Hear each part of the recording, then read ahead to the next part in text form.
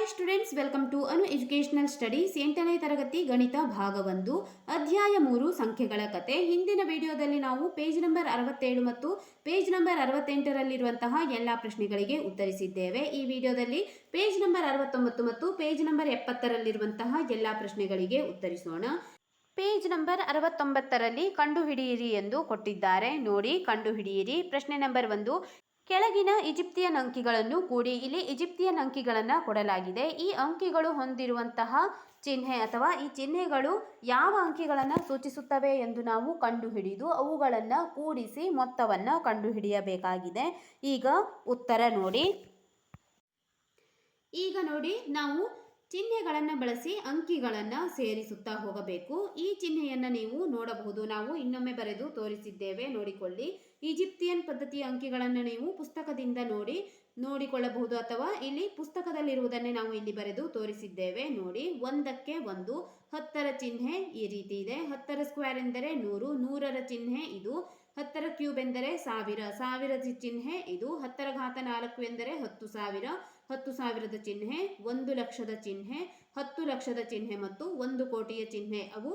ಇವು ಕೊಟ್ಟಿರುವಂತಹ ಈಜಿಪ್ತಿಯನ್ ಅಂಕಿಗಳನ್ನು ನಾವು ಬಳಸಲು ಈ ಅಂಕಿಗಳು ಅಥವಾ ಈ ಚಿಹ್ನೆಗಳನ್ನು ನಾವು ಬಳಸಬೇಕಾಗುತ್ತದೆ. ಈಗ ನೋಡಿ, ಇಲ್ಲಿ ಇದು 1000ದ ಚಿಹ್ನೆ. 1 2 3 4 5 6 7 8 9 ಬಾರಿ ಅವರು 1000ದ ಚಿಹ್ನೆಯನ್ನು ಕೊಟ್ಟಿದ್ದಾರೆ. ಆದ್ದರಿಂದ 1000 ಗುಣಿಸು 9 ಎಂದು ನಾವು ಬರೆದಿದ್ದೇವೆ. ಪ್ಲಸ್ ಇದು 100ರ ಚಿಹ್ನೆ. 10ರ ಸ್ಕ್ವೇರ್ ಎಂದರೆ 100, 100ರ ಚಿಹ್ನೆ ನೋಡಿ, 1 2 3 4 5 6 6 ಬಾರಿ ಕೊಟ್ಟಿದ್ದಾರೆ. ಆದ್ದರಿಂದ 100 6 ಬಾರಿ ಇದೆ. ಪ್ಲಸ್ ಈಗ 1ರ ಚಿಹ್ನೆ 1 2 3 4 5 6 7 8 ಬಾರಿ 1ರ ಚಿಹ್ನೆ ಕೊಟ್ಟಿದ್ದಾರೆ. 1 ಗುಣಿಸು 8 ಎಂದು ಬರೆಯಿರಿ. ಈಗ ನಾವು ಇವಿಷ್ಟನ್ನು ಮೊದಲು ಕೂಡಿಸೋಣ.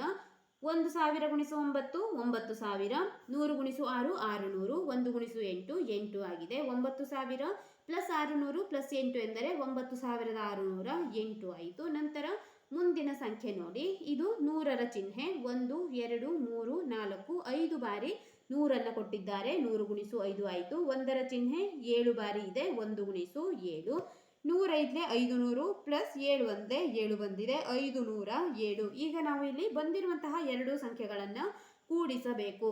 ಅಂದರೆ 9608 ಮತ್ತು 507 ಈ ಸಂಖ್ಯೆಗೆ ಈ ಸಂಖ್ಯೆಯನ್ನು ಕೂಡಿಸೋಣ.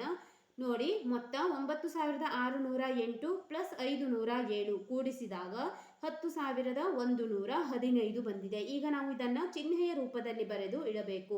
10,115ರಲ್ಲಿ ಮೊದಲನೇ ಸಂಖ್ಯೆ ನೋಡಿ, ಇಲ್ಲಿ 1 ಇದೆ. ಇದು 10,000ದ ಸ್ಥಾನದಲ್ಲಿದೆ. ಆದ್ದರಿಂದ 10,000 ಪ್ಲಸ್ 100ರ ಸ್ಥಾನದಲ್ಲಿ ಯಾವುದೇ ಸಂಖ್ಯೆ ಇಲ್ಲ, ಬಿಡಿ.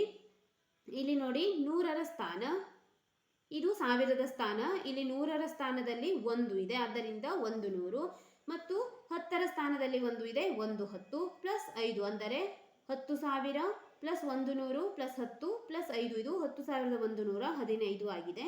ಚಿಹ್ನೆಯಿಂದ ಬರೆಯೋಣ. 10,000ದ ಚಿಹ್ನೆ ಪ್ಲಸ್ 100ರ ಚಿಹ್ನೆ ಇದು. ನಂತರ 10ರ ಚಿಹ್ನೆ ಈ ರೀತಿಯಾಗಿದೆ. 5 ಎಂದು ಕೊಟ್ಟಿದ್ದಾರೆ. 5ಅನ್ನು ನಾವು ಒಂದೊಂದಾಗಿ ಬರೆಯಬೇಕು. 1 2 3 4 5. ಇದು ಈಜಿಪ್ತಿಯನ್ ಅಂಕಿಗಳನ್ನು ನಾವು ಕೂಡಿಸಿ ಬರೆದಿರುವಾಗ ಬಂದಿರುವಂತಹ ಅಂಕಿಯಾಗಿದೆ. ಈ ಚಿಹ್ನೆಯಿಂದ ನೀವು ಬರೆದುಕೊಳ್ಳಬೇಕು. ಈಗ ಮುಂದಿನ ಚಿತ್ರ ನೋಡಿ. ಮುಂದಿನ ಚಿತ್ರವನ್ನು ನೀವು ನೋಡಬಹುದು. ಇಲ್ಲಿ 1000ದ ಚಿಹ್ನೆ ಇದು. 1000 ಎಂದರೆ 1 ಗುಣಿಸು 1000 ಒಂದೇ ಚಿಹ್ನೆ ಇದೆ. ಆದ್ದರಿಂದ 1 ಗುಣಿಸು 1000 ಪ್ಲಸ್ ಇದು 10ರ ಚಿಹ್ನೆ 1 2 3 4 5 6 7 8 ಬಾರಿ 10ರ ಚಿಹ್ನೆ ಕೊಟ್ಟಿದ್ದಾರೆ. ಆದ್ದರಿಂದ 8 ಗುಣಿಸು 10, 1000 ಗುಣಿಸು 1 1000, 8 10 80 ಬಂದಿದೆ. 1080. ನಂತರ ಇಲ್ಲಿ ಎರಡನೇ ಚಿತ್ರದಲ್ಲಿ 10ಅನ್ನು 4 ಬಾರಿ ಕೊಟ್ಟಿದ್ದಾರೆ. 4 ಗುಣಿಸು 10 ಪ್ಲಸ್ 1 2 3 4 5 6 6 ಬಾರಿ 1ಅನ್ನು ಕೊಡಲಾಗಿದೆ. 1 ಗುಣಿಸು 6, 14 40, 6 1 6, 46 ಬಂದಿದೆ. ಈಗ ಕೂಡಿಸೋಣ.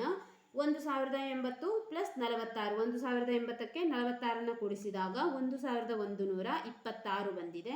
ಈಗ ನಾವು ವಿಭಜಿಸಿ ಬರೆಯೋಣ. 1000ದ ಸ್ಥಾನದಲ್ಲಿ 1 ಇದೆ. 1000. 100ರ ಸ್ಥಾನದಲ್ಲಿ 1 ಇದೆ. 100. ಇಲ್ಲಿ 10ರ ಸ್ಥಾನದಲ್ಲಿ 2 ಇದೆ, ಅಂದರೆ 20 ಇದೆ ಎಂದು ಅರ್ಥ. 20ಅನ್ನು ನಾವು 10 ಪ್ಲಸ್ 10 ಎಂದು ತೆಗೆದುಕೊಳ್ಳಬೇಕು. 10 ಪ್ಲಸ್ 10. ನಂತರ 6ಅನ್ನು ಹಾಗೆ ಬರೆಯಿರಿ. Plus 6, 1000 plus 100 plus 10 plus 10 plus 6 ಇದು 6 ಹಾಗೆ ಇರಲಿ. ಇಲ್ಲಿ ನಾವು ಸಂಖ್ಯೆಗಳನ್ನು ವಿಭಜಿಸಿ ಬರೆಯುವಾಗ 10ರ ಘಾತದಲ್ಲೇ ಬರೆಯಬೇಕು. ಆದ್ದರಿಂದ ಈ ರೀತಿ ಬರೆದಿದ್ದೇವೆ. ಸಾವಿರದ ಚಿಹ್ನೆ ಬರೆಯಿರಿ. ನಂತರ 100ರ ಚಿಹ್ನೆ ಇದು 10 ಪ್ಲಸ್ 10 ಇದು 10 ಪ್ಲಸ್ 10 10 ಮತ್ತು 10ರ ಚಿಹ್ನೆ. ನಂತರ 6 ಇದೆ, ಒಂದೊಂದಾಗಿ ನಾವು 6ಅನ್ನು ಬರೆಯಬೇಕು. 6 ಬಾರಿ 1ಅನ್ನು ಬರೆದುಕೊಳ್ಳಿ.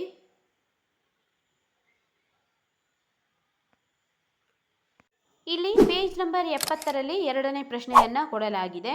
ನಾವು ರಚಿಸಿದ ಆಧಾರ 5 ಪದ್ಧತಿಯಲ್ಲಿರುವ ಕೆಳಗಿನ ಸಂಖ್ಯೆಗಳನ್ನು ಕೂಡಿ. ಆಧಾರ 5ರ ಪದ್ಧತಿಯ ಕೋಷ್ಟಕವನ್ನು ನಾವು ತೋರಿಸಿದ್ದೇವೆ. ಅದನ್ನು ಉಪಯೋಗಿಸಿಕೊಂಡು ನಾವು ಈಗ ಇಲ್ಲಿ ಕೆಳಗಡೆ ಕೊಟ್ಟಿರುವಂತಹ ಚಿಹ್ನೆಗಳನ್ನು ಬಳಸಿ ಸಂಖ್ಯೆಗಳನ್ನು ಕೂಡಿಸಬೇಕು. ಕೂಡಿಸೋಣ. ಇಲ್ಲಿ ಸಂಖ್ಯೆಗಳನ್ನು ಕೂಡಿಸಲು ಹೇಳಿದ್ದಾರೆ, ಅಂದರೆ ಕೊಟ್ಟಿರುವಂತಹ ಚಿಹ್ನೆಗಳನ್ನು ಕೂಡಿಸಬೇಕು.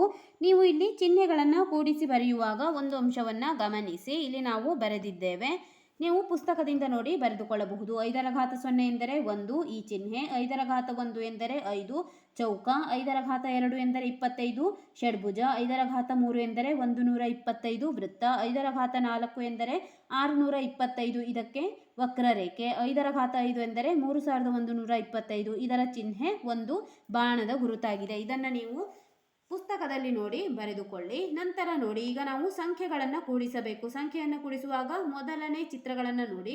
ವೃತ್ತ, ಷಡ್ಭುಜ, ಷಡ್ಭುಜ, ಚೌಕ, ತ್ರಿಭುಜ, ತ್ರಿಭುಜ. ಇದಕ್ಕೆ ನಾವು ವೃತ್ತ, ವೃತ್ತ, ವೃತ್ತ ಮತ್ತು ತ್ರಿಭುಜ, ಚೌಕ, ಚೌಕ, ಷಡ್ಭುಜ, ಚೌಕ, ಚೌಕ ಮತ್ತು ತ್ರಿಭುಜ, ತ್ರಿಭುಜ ಇದನ್ನು ಕೂಡಿಸಬೇಕು. ಕೂಡಿಸುವಾಗ ನಾವು ಇಲ್ಲಿ ಬಂದಿರುವಂತಹ ವೃತ್ತ, ಷಡ್ಭುಜ, ಚೌಕ ಮತ್ತು ಈ ತ್ರಿಭುಜಗಳನ್ನು ಎಣಿಸಿ ಬರೆಯೋಣ. ನೋಡಿ, 1 2 3 4 4 ವೃತ್ತವಿದೆ. 4 ವೃತ್ತ, 1 2 3 3 ಷಡ್ಭುಜ, ನಂತರ 1 2 3 3 ಚೌಕಗಳು ಮತ್ತು 3 ತ್ರಿಭುಜ ಬಂದಿದೆ. ಈ ರೀತಿಯಾಗಿ ನಾವು ಕೂಡಿಸಿ ಬರೆದಿದ್ದೇವೆ. ನೀವು ಬೇಕಾದರೆ ಇಲ್ಲಿ ಇದರ ಬೆಲೆಯನ್ನು ಬೇಕಾದರೂ ಬರೆಯಬಹುದು. ಬೆಲೆಯನ್ನು ಬರೆದು ಕೂಡಿಸುವುದು ಅತ್ಯಂತ ಕಷ್ಟಕರವಾದಂತಹ ವಿಷಯ. ಆದ್ದರಿಂದ ನಾವು ಇಲ್ಲಿ ಇದೇ ರೀತಿಯಾಗಿ ಚಿತ್ರದಿಂದಲೇ ಬರೆದು ತೋರಿಸಬಹುದಾಗಿದೆ.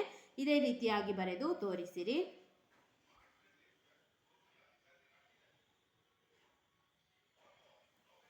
ಈ ವಿಡಿಯೋದಲ್ಲಿ ನಾವು ಪೇಜ್ ನಂಬರ್ 69ರಿಂದ ಪೇಜ್ ನಂಬರ್ 70ರಲ್ಲಿರುವಂತಹ ಎಲ್ಲ ಪ್ರಶ್ನೆಗಳಿಗೆ ಉತ್ತರಿಸಿದ್ದೇವೆ. ಮುಂದಿನ ವಿಡಿಯೋದಲ್ಲಿ ಪೇಜ್ ನಂಬರ್ 71ರಿಂದ ಇನ್ನುಳಿದಿರುವಂತಹ ಪೇಜ್ಗಳಲ್ಲಿರುವಂತಹ ಎಲ್ಲ ಪ್ರಶ್ನೆಗಳಿಗೆ ಉತ್ತರಿಸೋಣ. ನಮ್ಮ ಅನು ಎಜುಕೇಷನಲ್ ಸ್ಟಡೀಸ್ನಲ್ಲಿ 8ನೇ ತರಗತಿ ಗಣಿತ ಭಾಗ 1ರ ಎಲ್ಲ ಪಾಠಗಳ ಅಭ್ಯಾಸದ ಪ್ರಶ್ನೋತ್ತರಗಳನ್ನು ಬಿಡಿಸಲಾಗುವುದು. ನೀವು ಎಲ್ಲ ಪಾಠಗಳ ಅಭ್ಯಾಸದ ಪ್ರಶ್ನೋತ್ತರಗಳಿಗಾಗಿ ನಮ್ಮ ಚಾನಲ್ನ ಪ್ಲೇಲಿಸ್ಟ್ 8ನೇ ತರಗತಿ ಗಣಿತ ಭಾಗ 1 ಅಭ್ಯಾಸ ಪ್ರಶ್ನೋತ್ತರಗಳು ಇದನ್ನು ಗಮನಿಸಬಹುದಾಗಿದೆ.